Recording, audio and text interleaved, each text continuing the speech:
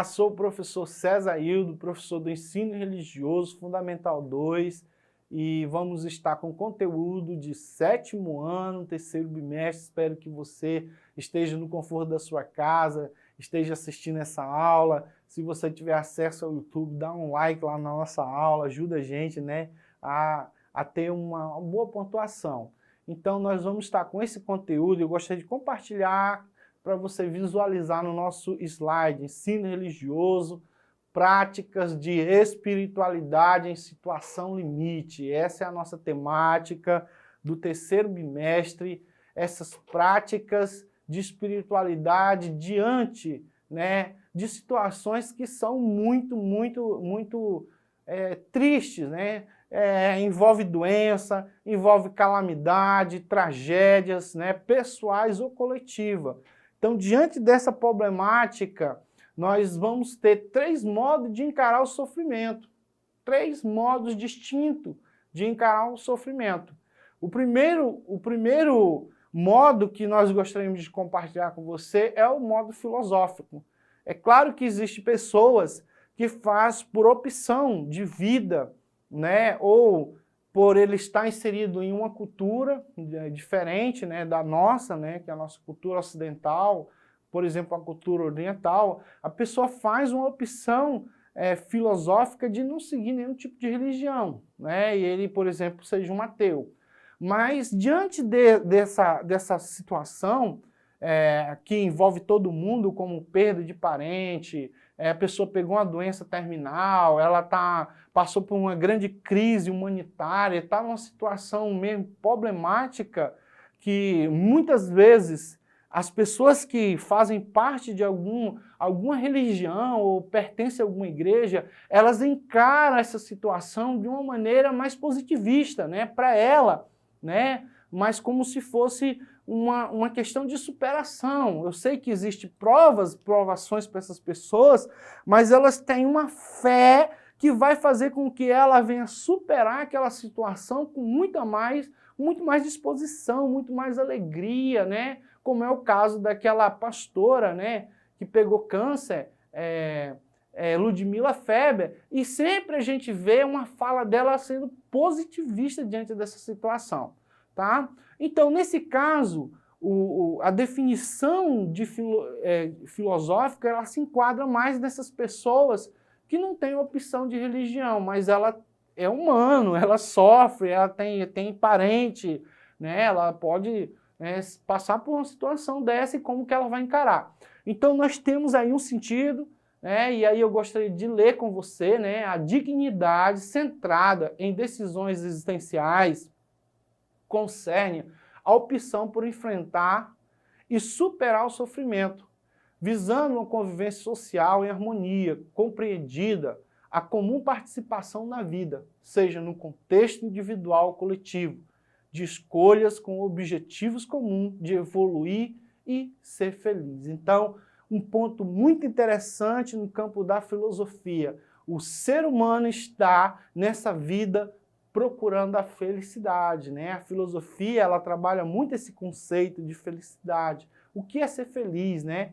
Será que é possível você ser feliz estando numa crise humanitária? Será que você consegue ser feliz passando fome, vendo seu filho passando necessidade? Será que você consegue ser feliz vendo um parente seu entubado, né, no centro cirúrgico, né, esperando só aquela notícia ruim? Né? É possível ser feliz? Sim, é possível ser feliz. Basta você ter uma atitude positiva na sua vida, né?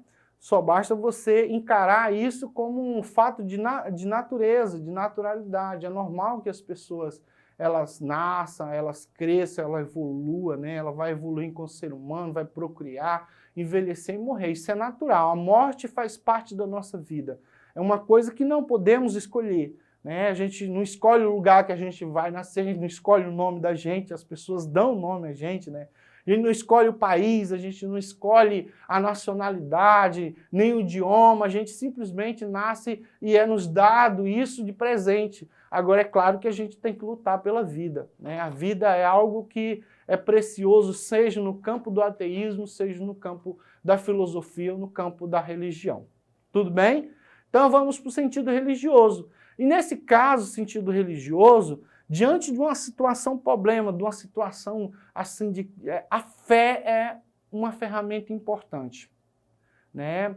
E aí a gente pensa assim, nós estamos no Estado laico? Sim, nós estamos no Estado laico, mas o Estado ele não vai proibir você de ter fé. No caso da nossa Constituição, no artigo 5º, ele vai dizer que as pessoas têm livre credo, que as pessoas têm o direito de acreditar em alguma coisa. E isso faz parte da natureza do ser humano de acreditar em alguma coisa. Isso já vem lá desde os primórdios. Então, os seres humanos, para eles se sentir bem, eles têm que acreditar em alguma coisa. Isso faz parte do psicológico, da saúde mental, da saúde emocional da pessoa. Então, a fé no sagrado é a busca por apoio religioso diante de situações que estão fora do controle pessoal, podem dar às pessoas a possibilidade de ir além de suas limitações pessoais, além de serem meios de enfrentamento positivo do sofrimento.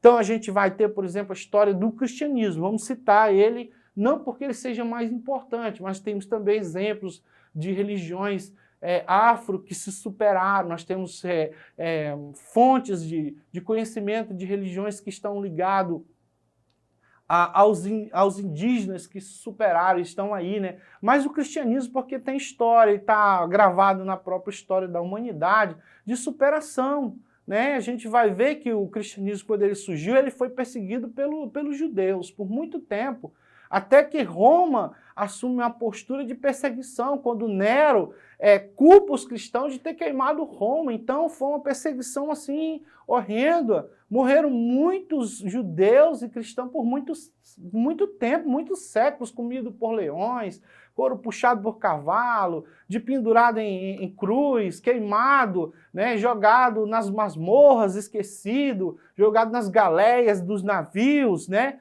Então nós temos uma história de sofrimento e nem por isso os cristãos deixaram de ser cristãos. Eles continuaram sendo cristãos, mantendo sua fé, e hoje nós temos aí a marca universal do cristianismo aí no mundo inteiro, de que eles passam por perseguições sendo de déspotas, sendo perseguições de tiranos, perseguições de Estado, mas eles estão aí, eles não pertencem a nenhum Estado, mas eles estão aí, estão com sua fé vívida, estão compartilhando a sua forma de pensar. No sentido psicológico, nós vamos ter a intervenção científica frente ao sofrimento, né? Onde lança a mão, né, de amplo conhecimento sobre o comportamento verbal e a linguagem, permitindo análises complexas das peculiaridades e do processo de desenvolvimento e superação do sofrimento que cada indivíduo apresenta. Então, existe o campo da filosofia, que é uma explicação, como se dizemos, do transcendente a respeito do sofrimento que você pode conseguir alcançar um lado espiritual, mas não ligado a uma religião. Nós temos o lado religioso que utiliza a fé para a superação de situação, problema.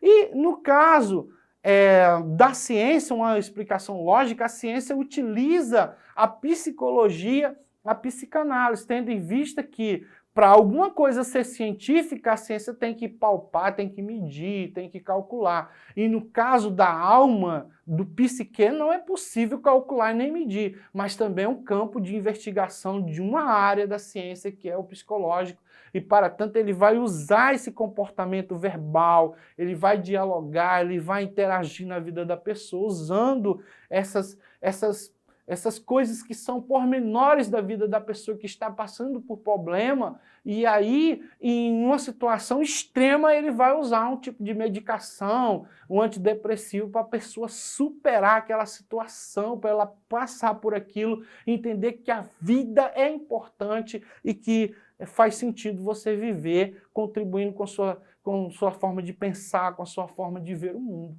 Tá bom, gente? Então vamos lá, prosseguindo. Definição de espiritualidade. Então, nesse sentido, a espiritualidade ela vai ter também 3 campos distintos, né? A gente pode observar isso no lado filosófico, religioso e psicológico. No caso da filosofia, espiritualidade sem Deus, tá? Então, tem espiritualidade, mas não vamos ter a ascensão de Deus. Nós vamos ter o transcendente, algo que pode estar além dos limites, tá? Além dos limites dos sentidos humanos, como ver, sentir, paladar, essas coisas, mas existe algo espiritual. Existe algo que está lá, mas não é definido dessa forma como o cristianismo coloca. Então, é possível mesmo, em meio ao ateísmo, como recurso de seres relativos que somos, mais aberto para o absoluto, uma dimensão misteriosa da existência que não precisaria passar por alguma explicação religiosa, porém como experiência que vai além do intelecto. Tá? No sentido religioso, o modo de viver é característico de um crente que busca alcançar a plenitude de sua relação com o transcendental, numa dimensão humana. Por ser naturalmente religioso, constitui-se de modo temático ou implícito a sua mais profunda essência e inspiração. No caso, nós podemos citar o exemplo de Paulo. Paulo ele chega a citar em várias das suas cartas essa questão da superação. Quando ele chega, eu combati o bom combate, eu guardei a fé. Né? Quando ele chega a citar isso, ele está querendo dizer que, em sentido espiritual, ele está bem, embora tenha passado por sofrimento, peia, açoite, perseguição, apedrejamento, ele chega a dizer que estava tranquilo, que ele fez o seu trabalho tranquilo. No sentido psicológico, estudadas, nas relações com a saúde humana, aprofundando as investigações como continente do conceito multidimensional de saúde, o bem-estar espiritual vem sendo considerado mais uma dimensão do estado de saúde, junto às dimensões corporais, psíquica e social. Então, nesse lado do psicológico, a saúde humana ela é um instrumento de investigação por parte da ciência, da psicanálise, da psicologia, que sempre vai procurar um tratamento alternativo para a pessoa poder superar tudo isso. Tudo bem? A vivência da prática da espiritualidade no relacionamento. Então, na linha 1 nós temos um sentimento de mim, da minha pessoa, de consigo mesmo, sentimento de ser equilibrado, tá? Para o outro, eu tenho que saber escutar a pessoa, né? Para a sociedade, eu tenho que entender e comunicar com clareza o meu problema, o que eu estou passando, né? Saber se comunicar, você não pode se retrair, ficar no seu mundo sofrendo sozinho, que acaba causando outros problemas, como depressão, síndrome do pânico, e perder o sentido da vida. Na linha 2, nós vamos ter, de igual modo, a importância de si e do outro. Então, diante disso, nós podemos entender que há uma importância, sim, de a gente estar observando a minha vida e a relação com o outro. Ou seja, eu estou nesse mundo, mas eu não sou importante só para mim.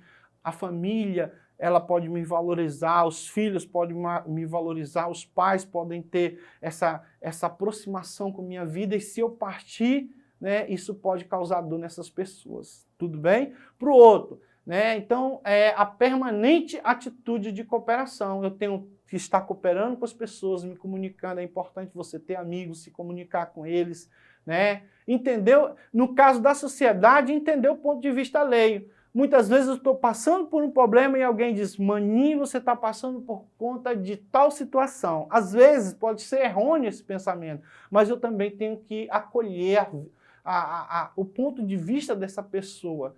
Pode ser que seja algo criativo. Então, pessoal, esse é o nosso quadrozinho. Vamos dar uma corridazinha para a gente não perder o tempo e já vamos cair na nosso primeiro exercitando. Então, nós temos aí uma atividade que ela correlaciona as colunas A aí com a coluna B. Então, nós vamos ter aí aquilo que anterior nós estávamos falando sobre espiritualidade, definição por área. Você pode estar visualizando, então a gente vai preencher aí com os números, no caso 1, 2 e o 3. Então, no sentido religioso, sentido psicológico, vamos ter estudado as relações com saúde humana. O que é que tem a ver saúde humana? Saúde humana com com questões da ciência, né? Então nós vamos ter aí também espiritualidade sem Deus. Onde é que cabe isso, né? Onde é que a gente pode encaixar essa espiritualidade sem Deus? Lá no sentido filosófico, certo? No 3, de modo de viver característico de um crente. Então nós podemos estar associando aí, está aí o quadro correto. Tudo bem? Vamos para o segundo, exercitando. Então faça também a correlação, né, de vivências práticas de espiritualidade. Nós temos campo 1, campo 2 e o campo 3.